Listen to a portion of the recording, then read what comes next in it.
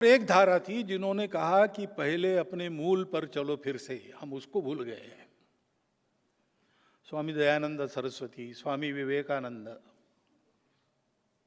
दो मुख्य नाम उसमें लिए जाते हैं, जिन्होंने अपने मूल पर समाज को खींचने का प्रयास किया। उसके चलते जो जो हुआ, इन पहले की तीन धाराओं सहित भारत में आज जो कुछ चल रहा है उस पर इनका प्रभाव है। कहीं ना कहीं प्रेरणा स्रोत वहाँ पर है, कहीं ना कहीं विचार का जो प्रवाह है वो वहाँ से जुड़ता है।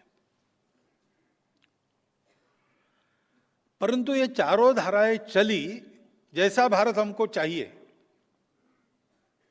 75 वर्ष आजादी के पूरे हुए, लेकिन हम अभी ऐसा नहीं कह सकते कि वैसा खड़ा हुआ। इसका कारण क्या है? संघ के निर्माता जो थे डॉक्टर हेडगेवार, वो इन चारों धाराओं में काम कर चुके थे।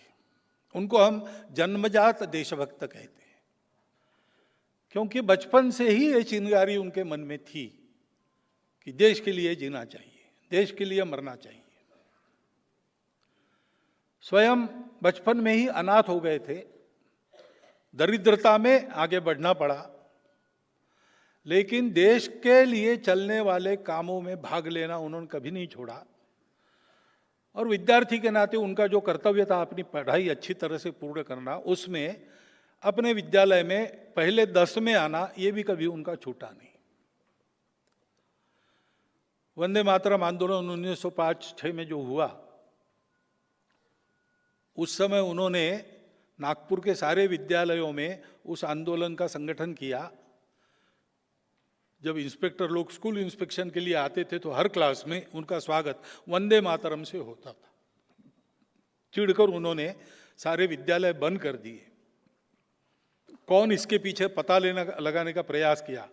4 महीने स्कूल बंद रहे, पता नहीं लगा। अंत में कॉम्प्रोमाइज हो गया, जो अभिभावक गार्डियंस थे और सरकार में, कि एक नॉमिनल अपॉलॉजी हो जाए स्कूल में एंटर करते समय गेट पर, और शिक्षक खड़ा रहे, वो पूछे गलत हुआ ना, माफी चाहते हो ना, तो मुंडी हिलाना, नॉमिनल अपॉलॉजी। स्कूल शुरू हुए, लेकिन 2 छात्र नागपुर के थे जिन्होंने ये भी करने का इनकार कर दिया कि भाई भारतवासी हम हैं, भारत माता हमारी, उसके स्वतंत्रता की बात को नकारना सपने में भी हम नहीं कर सकते। वो हमारा श्रद्धा स्थान है। वंदे मातरम कहना ये हमारा अधिकार है, और इसलिए हम सपने में भी उसको ना नहीं कर सकते, तो हम माफी कैसे मांगेंगे? तो स्वाभाविक वो दोनों रस्टिकेट हुए। उसमें एक डॉक्टर हेडगेवार थे जो बाद में डॉक्टर बने। फिर उस समय राष्ट्रीय विद्यालय चलते थे, उनमें जाके उन्होंने अपनी पढ़ाई पूरी करी। मैट्रिक में इस परिस्थिति में भी वो फर्स्ट क्लास में पास हुए। नागपुर के लीडर लोगों ने उनका ये स्पार्क देखकर, ये चिंगारी देखकर तय किया कि इनको कलकत्ता जाना चाहिए, मेडिकल पढ़ना चाहिए। मेडिकल की पढ़ाई का बहाना है, परंतु करना है वहाँ क्या?